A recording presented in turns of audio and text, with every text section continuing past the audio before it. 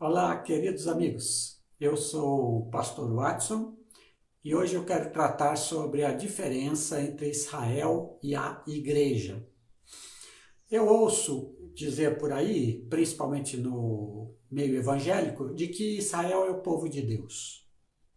Ouço dizer de que a igreja ela é um hiato, ela é algo provisório na relação de Deus com Israel. Então Deus tratou com Israel, aí veio Jesus, ele está tratando agora com a igreja. Um dia a igreja será retirada pelo arrebatamento, aí Israel volta a ser o povo de Deus.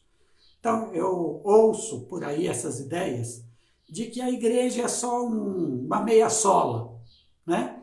A igreja é alguma coisinha aí no meio, mas o povo de Deus mesmo é Israel. Lá no passado e será no futuro, e a igreja é apenas o meio termo. Eu vejo em algumas igrejas evangélicas o uso de símbolos do judaísmo. Em algumas tem a bandeira de Israel, em outras tem aquele candelabro de 7 braços, que é característico do culto judaico, e óleos e outras coisas mais, que fazem parte dos símbolos do judaísmo, às vezes ali em igrejas evangélicas. E todo um discurso favorável a Israel, como se Israel fosse algo que nós deveríamos privilegiar, algo que deveríamos idolatrar, algo que deveríamos sempre olhar, sempre com bons olhos. Quando se trata daquela disputa lá na Palestina, entre Israel e os palestinos, aí esse povo é todo pró-Israel. E os palestinos são considerados como gente que não presta, gente que está lá sem merecer estar lá, gente que quer invadir Israel, acabar com Israel, e se posicionam então pró-Israel e contra os palestinos, não analisando a situação daquela região. Então, o objetivo aqui é: quem é o povo de Deus? Qual a diferença entre Israel e igreja? O que é que há entre esses dois grupos, dos quais a Bíblia fala? Então vamos lá. Eu listei aqui algumas diferenças entre Israel e a igreja a partir da Bíblia. Então vamos lá. Primeiro, Israel começa com Abraão, o povo. Lembra em Gênesis 12? Deus disse a Abraão: sai da tua terra, da tua parentela, farei de ti uma grande nação. Israel. Abraão é o pai dos judeus. Então Israel começa com Abraão. A igreja começa com Jesus Cristo. Eu edificarei a minha igreja. E ele estava falando isso no meio do povo de Israel. Porque ele era judeu também. No meio do povo de Israel. Eu edificarei a minha igreja. Israel começa com Abraão. A igreja começa com Jesus Cristo. Ah, mas a igreja se apropria de toda aquela história do Antigo Testamento? Claro que se apropria. Aquilo lá foi uma preparação para a vinda de Jesus, para que Jesus começasse sua igreja. Essa é a primeira grande diferença. Israel vem de Abraão, a igreja vem de Jesus Cristo. E quem é o Filho de Deus? Abraão ou Jesus Cristo? Segunda diferença. Israel era, no tempo do Antigo Testamento, de Jesus também, uma nação, um povo organizado, com território definido. Israel era uma nação. A igreja de Jesus Cristo é um povo que não tem nação, é um povo que está em todas as nações, é um povo internacional. Vamos lá. Israel, como uma nação específica, Israel tinha as outras nações ou como nações amigas, quando se relacionava bem, questão de comércio, etc., ou como nações inimigas. Por exemplo, quando faziam guerras. Aí você olha lá no Antigo Testamento a guerra contra os filisteus, a guerra contra a Assíria, a guerra contra a Babilônia, a guerra contra o Egito. Você vê lá várias guerras, porque fazia parte daquele contexto. Israel tinha que se defender dos seus inimigos. Israel não poderia, como uma nação, se misturar com as outras nações no sentido de casamento e tudo mais. Embora sempre houve mistura. Mas a ideia era ser uma nação e precisava ser uma nação para poder sobreviver. E no plano de Deus, essa nação tinha que existir até que Jesus viesse, porque Jesus tinha de nascer de Israel. As promessas eram todas relativas a Israel no Antigo Testamento, todas. Então Jesus precisava vir em Israel, aquela nação precisava existir. Por isso, aquela nação tinha nações amigas e inimigas, dependendo do contexto. E a igreja? A igreja não. A igreja não tem inimigos. A igreja não tem povos inimigos. A igreja, todos os povos para a igreja são amigos, porque a igreja não é um povo-nação. Ela é o povo espiritual de Deus, que está em todas as nações. Então nós não temos nações inimigas. Ah, pastor Watson, mas em algumas nações os cristãos são perseguidos. Sei disso. Aqui mesmo na minha página, nas minhas páginas, eu mostrei relatos da Missão Portas Abertas, que trabalha com a igreja sofredora em vários países, mostrando os países onde os cristãos são mais perseguidos. Eu sei disso. Nós oramos pela igreja que é perseguida em outros povos. Mas veja, não são os povos que são inimigos da igreja, são os governos dos povos. São os governos que oprimem. São os governos que perseguem a igreja. Então, há governos que perseguem a igreja, isso é verdade. Há governos que não. Os governos democráticos não perseguem. Há governos que perseguem. Agora, isso não significa que os povos sejam inimigos, não. Tanto é que nesses lugares, nesses países onde há perseguição contra a igreja continua a crescer. A igreja continua a manifestar o evangelho de Jesus. Escondido muitas vezes, porque tem que preservar a vida, mas continua. Então, a igreja, ela não tem povos, amigos ou inimigos. A igreja cristã, ela não vai dizer assim, os árabes são nossos inimigos, ou os palestinos são nossos inimigos, porque eles não gostam de Israel, eles odeiam a nação de Israel. Não tem nada disso. Nós somos chamados a amar todos os povos, e Jesus disse isso, fazei discípulos de todas as nações, todas as nações. Todas as nações são amadas pela igreja. Todas as nações. Terceira diferença.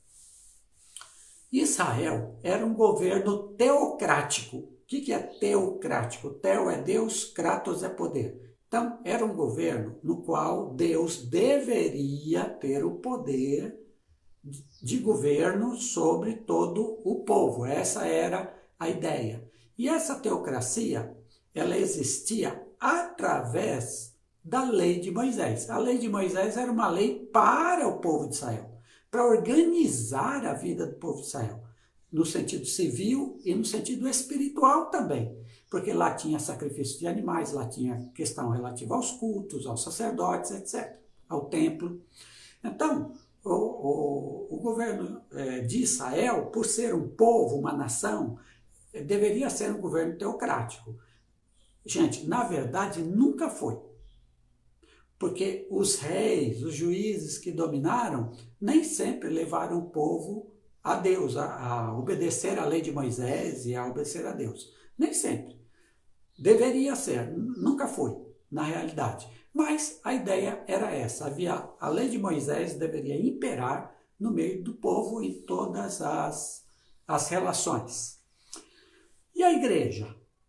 A igreja deve impor um governo teocrático onde ela existe ou onde ela é maioria? A resposta é não. Não. A igreja não tem nada a ver com o poder temporal, com o poder político. Tem que haver uma separação entre igreja e Estado. Uma separação. A igreja não se mete com o Estado, a igreja não governa com o Estado. E o Estado não se mete dentro da igreja. Tem leis para regular o funcionamento, mas não se mete dentro da igreja. E Jesus disse isso. Jesus disse, dai a César, governo, o que é de César, e a Deus, o que é de Deus. Jesus é o primeiro a fazer uma separação entre igreja e Estado. Ele é o primeiro. Dai a César o que é de César, respeito, imposto, obediência às leis do governo, da sociedade. Dai a César o que é de César. E a Deus o que é de Deus. O culto, o louvor, uma vida correta, uma vida ética, amor ao próximo, etc.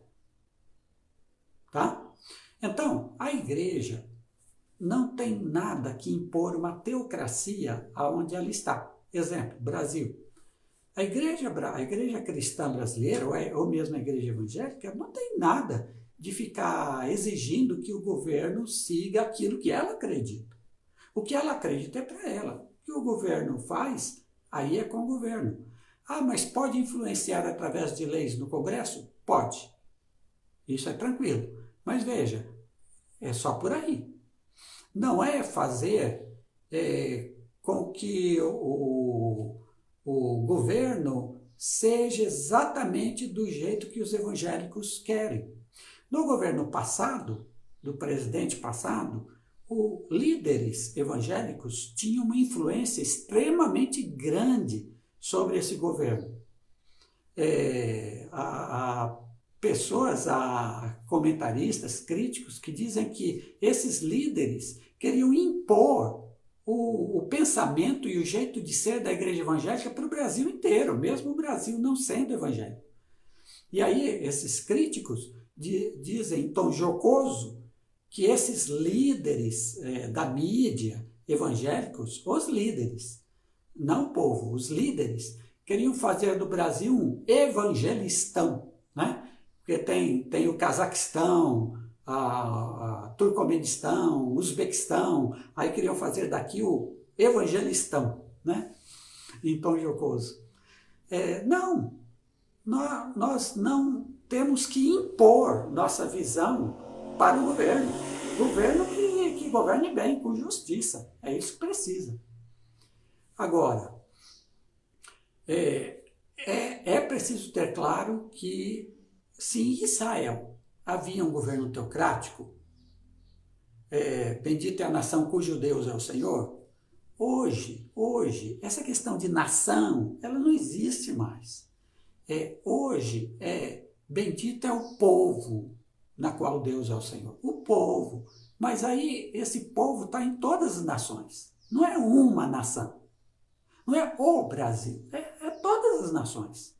Então, bendito é o povo de Deus, que tem a Deus como Senhor. Pronto. Agora, em Israel, no tempo do Antigo Testamento, cabia essa frase literalmente, bendita é a nação no que era Israel, cujo Deus era o Senhor. Aí estava certo. Hoje a gente pega essa frase e interpreta de uma outra forma, não para uma nação, mas para um povo. O povo de Jesus Cristo, o povo de Deus. Quarta diferença. Israel tinha uma cultura só, a da lei de Moisés, a cultura mosaica. Essa era a única cultura de Israel. Era a obediência a essa lei. Às vezes eles fugiam dessa lei, né? Quando adoravam outros deuses, por exemplo. Mas a cultura era única, a da lei de Moisés. E a igreja? A igreja, presta atenção, ela se adequa a cada cultura como a cultura é. sem perder a mensagem do Evangelho. O que ela vai levar é a mensagem do Evangelho. Essa mensagem do Evangelho vai se adequar à cultura tal como ela está, sem perder o seu vício, sem perder a mensagem. Eu trago aqui a palavra do apóstolo Paulo, em 1 Coríntios 9, 19 a 23. Preste atenção, porque isso tem a ver com a questão do evangelho e das culturas. O evangelho não vai a todas as nações? Cada nação não tem a sua própria cultura? Ou às vezes dentro de uma nação tem várias culturas? E não tem? Tem. Quando o evangelho vai a esta cultura, o evangelho vai mudar o quê? O evangelho vai mudar a cultura inteira, ou o evangelho vai mudar alguns aspectos da cultura que vão contra este mesmo evangelho? O que eu estou dizendo? Vamos ler o texto, depois eu respondo essa pergunta. Porque, embora seja livre de todos, fiz-me escravo de todos para ganhar o maior número possível de pessoas. Paulo queria ganhar pessoas para Jesus Cristo. Tornei-me judeu para os judeus, a fim de ganhar os judeus. Tornei-me judeu para os judeus, para ganhar os judeus. Ou seja, me adequei à cultura dos judeus, mas transmiti a mensagem. Aí ele continua. Para os que estão debaixo da lei, no caso os judeus, tornei-me como se estivesse sujeito à lei, embora eu mesmo não esteja debaixo da lei. Paulo diz, eu não sigo a lei de Moisés, eu sigo Jesus, o evangelho de Jesus. Mas, para falar aos judeus, eu me tornei como judeu, como se eu estivesse seguindo a lei direitinho. Mas eu não sigo essa lei. A fim de ganhar os que estão debaixo da lei. Para os que estão sem lei, os gentios, os que não tinham nada a ver com a lei de Moisés, tornei-me como sem lei. Ou seja, eu vivi, nem ligava para a lei de Moisés, eu vivi de acordo com a cultura daquele povo. Eu vivi sem lei. Agora ele abre um parênteses. Embora não esteja livre da lei de Deus, mas sim sob a lei de Cristo. Quando eu estive sem lei nesses outros povos, porque a cultura deles era diferente, eu me adaptei à cultura deles. Eu me adaptei. Eu me tornei na cultura deles, mas eu continuava debaixo da lei de Cristo. Ou seja, o que na cultura deles não estava de acordo com o evangelho de Jesus, eu não pratiquei. Mas no resto, pratiquei tudo da cultura deles. No que não ia contra o evangelho, pratiquei tudo. Com que finalidade? Diz ele, a fim de ganhar os que estão sem lei. A fim de ganhar os que não têm lei. Para com os fracos, tornei-me fraco, para ganhar os fracos. Agora, veja essa frase de Paulo. Tornei-me tudo para com todos, para de alguma forma salvar alguns. Tornei-me tudo para com todos, ou seja, aonde eu fui, eu vivi a cultura daquele país, daquela nação. E Paulo evangelizou quase o mundo inteiro da sua época. Aonde eu fui, eu vivi de acordo com a cultura daquele povo. Nunca pratiquei algo contra o evangelho em cada cultura que eu fui. Mas o que não era contra o evangelho, eu pratiquei, eu vivi, eu fiz. Faço tudo isso por causa do evangelho, para ser co-participante dele. O que Paulo está dizendo? Que o evangelho se adapta a todas as culturas. Todas as culturas. O evangelho se adapta. E o evangelho, ele vai penetrando nas culturas. E aí sim, o evangelho vai transformando as coisas ruins da cultura. Mas ela não acaba com a cultura como um todo. Ela só transforma o que é ruim em bom. É isso que o evangelho faz. E Paulo nos ensina isso. Fiz-me de judeu para com os judeus, de gentil para com os gentios, de fraco para com os fracos. Fiz-me de tudo para com todos, a fim de ganhar alguns. Outra coisa mais. Outra diferença entre Israel e a igreja. Israel tinha a seguinte ética: amarás o teu próximo e odiarás o teu inimigo. E a igreja? A igreja tem a seguinte ética: amarás teu próximo, inclusive teus inimigos. Amarás teu próximo, inclusive teus inimigos. Diz assim Jesus em Mateus 5, 43 a 45. Vocês ouviram que foi dito: ame o seu próximo e odeie seu inimigo. Israel era assim, pensava assim. Os gentios eram cães, os gentios não valiam nada. Só Israel valia. Ame o seu próximo, ame só judeus e odeie seus inimigos. Lembra da parábola do bom samaritano? O sacerdote e o levita não chegaram perto daquele homem à beira da estrada porque não sabiam quem ele era? Mas eu lhes digo, diz Jesus, amem os seus inimigos